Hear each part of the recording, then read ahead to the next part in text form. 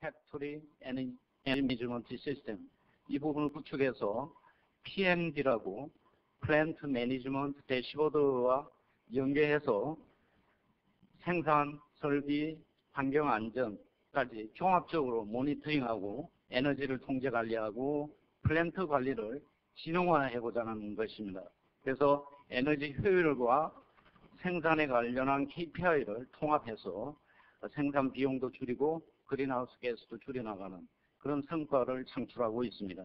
그래서 앞으로 여기에 계신 분들 포함해서 많은 기업들이 진흥형 플랜트를 확산을 해야 된다라고 봅니다. 그래서 정부 차원의 에너지 효율 개선 사업 지원 정책이나 에너지를 적게 쓰고 그린하우스 가스를 줄였을 때의 인센티브 지원 등의 장려 정책이 필요하다고 생각합니다.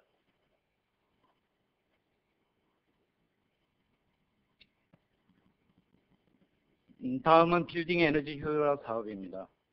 여러분들 잘 아시는 빌딩에는 전기, 공조, 조명, 수도 등의 에너지를 관리하는 시스템이 있습니다.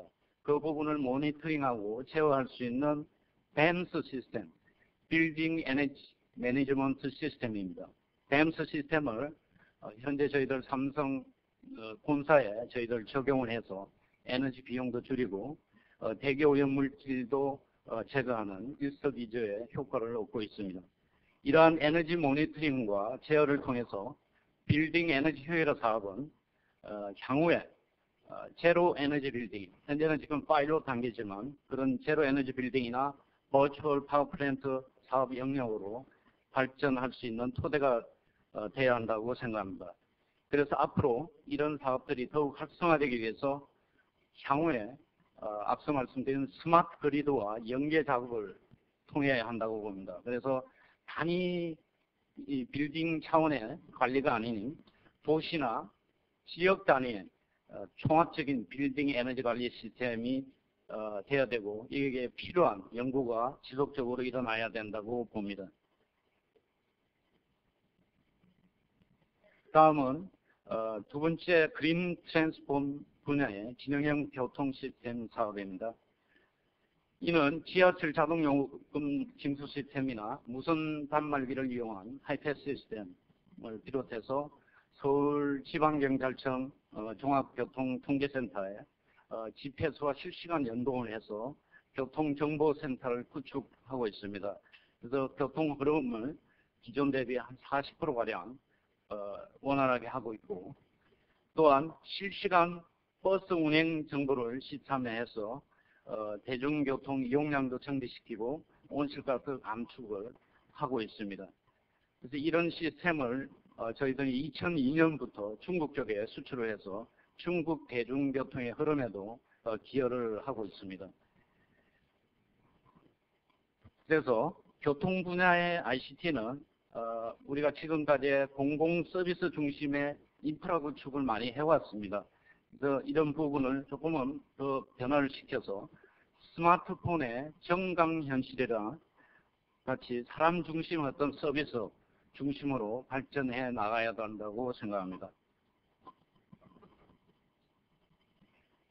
그래서 앞으로 우리가 교통 분야에 우리가 더욱더 녹색화를 하기 위해서는 교통 정보를 최적화하고 통합하기 위해서 여러 가지 통신 방식의 어떤 표준화가 필요합니다. 우리나라에서도 통신 방식이 여러 가지로 지금 두 가지 이상으로 지금 온라인 되고 있는데 그런 부분도 표준화가 돼야 된다고 봅니다. 다음은 그린 데이터 센터와 클라우드 컴퓨팅 사업인데요. RCT 자체의 그린화에도 저희들이 심의를 기울이고 있습니다.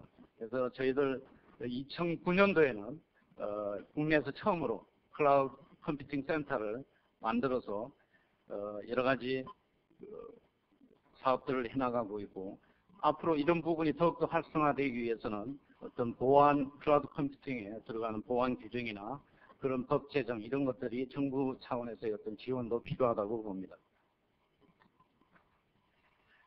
다음은 스마트 워크 에듀케이션입니다. 온라인이나 모바일을 이용해서 스마트 워킹 시스템을 구축을 해서 저희들이 장소에 구애받지 않고 실시간으로 협업할 수 있는 업무 체계를 만들고 있고요. 에듀케이션 부분도 저희 그룹 내에서 교육 시스템입니다. 크리에이티브 인텔리전트 캠퍼스 CIC 시스템을 구축해서 저희들이 여러 가지 온실가스를 줄이는 엄청난 효과를 나타내고 있습니다.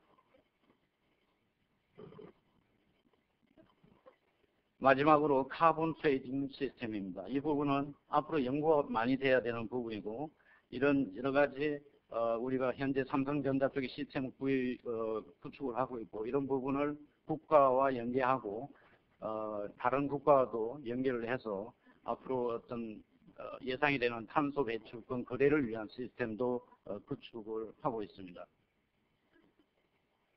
지금까지 현재의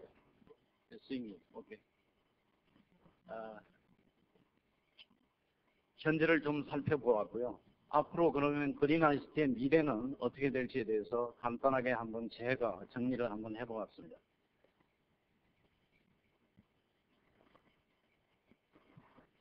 다음과 같은 그림으로 말씀을 드릴 수가 있습니다. 녹색 기술이라고 합니다. 녹색 성장을 위해서는 녹색 기술도 필요하고, 또 한 축이 그린 ICT 기술입니다. 그래서 이런 부분들이 잘 통합되고 융합돼야 새로운 그린 비즈니스 도메인을 우리가 만들어가야 한다고 봅니다. 그래서 앞서 말씀드린 그 에너지 온실가스를 저감할 수 있는 잠재력이 제일 큰 부분, 예를 들면 전력이나 수속이나 빌딩 분야에 녹색 기술과 어떤 ICT 기술이 필요한지를 저희들이 연구를 하고 있고, 현재 이 세 가지 분야에서는 로드맵을 지금 만들었습니다.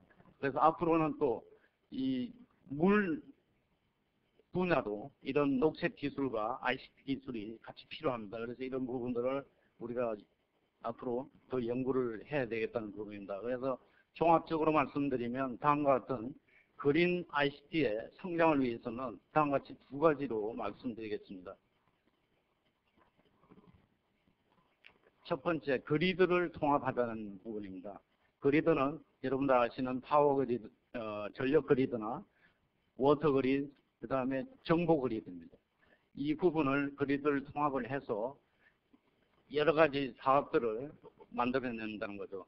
지금 예를 들면 파워 그리드하고 워터 인포메이션 그리드를 합쳐서 앞서 말씀드린 스마트 그리드 사업이 만들어내듯이 이런 세 가지 그리드를 통합하면 앞으로 여러 가지 무궁무진한 그런 사업들을 우리가 만들어내야 할 수 있다고 생각합니다. 두 번째는 융합을 통한 다양성입니다. 이 부분은 그린 녹색 기술과 그린 ICT 부분이 여러 가지 내부적으로 또 융합이 돼야 되고 그 둘 간에 통합되고 융합이 돼야 된다고 봅니다. 이런 부분들을 통해서 예를 들면 우리가 교통 분야에 에너지 저감 장치를 한다든지 회생 제동 장치 기술을 접목해서 새로운 사업들이 만들어내기도 하고, 기존의 전력 그리드에 있는 남은 전기를 예를 들면 그거를 대탈 수 있는 그런 V2G나 그다음 버추얼 파워 플랜트 사업이나 어떤 전력 부하를 밸런싱 해주고 관리에 서비스 해주는 LA 사업, 로드 어그리게이터 사업, 이런 부분들이 나타날 수 있다고 봅니다. 마지막으로 세 가지를 말씀드리고 끝내고자 합니다. 첫 번째는 여러분들 이 그린 ICT 기술은 상당히 분야가 다양하고 광범위합니다. 그래서 이런 부분들을 제대로 추진하기 위해서는 정부나 산업계나 학계가 같이 뭉쳐서 그린 ICT 추진체를 만들어야 된다고 봅니다. 그래서 대규모 투자를 좀 저희들도 같이 참여를 하고 어떤 그린 ICT의 방향성을 공감대를 서로 갖게 하고 어떤 우리가 초기 시장을 저희들이 만들어 가야 된다고 봅니다. 두 번째는 그린 ICT의 부분은 어떤 기술의 어떤 표준화가 중요합니다. 그래서 우리 국내 기술뿐만 아니라 바깥쪽에 그런 글로벌 기술들이 서로 표준화가 돼야 된다고 봅니다. 그래서 서로 국가 간에 그런 기술 협력을 할 수 있는 협력체를 또한 만들어야 된다고 봅니다. 세 번째는 지금 우리 이명박 우리 대통령께서 여러분들 풍력이나 태양광이나 연료전지 사업에 40조 투자한다고 그랬습니다. 근데 제가 오늘 말씀드린 또 하나의 중심축인 그린 ICT 축에 우리 이런 엄청난 투자를 해야 된다라고 봅니다.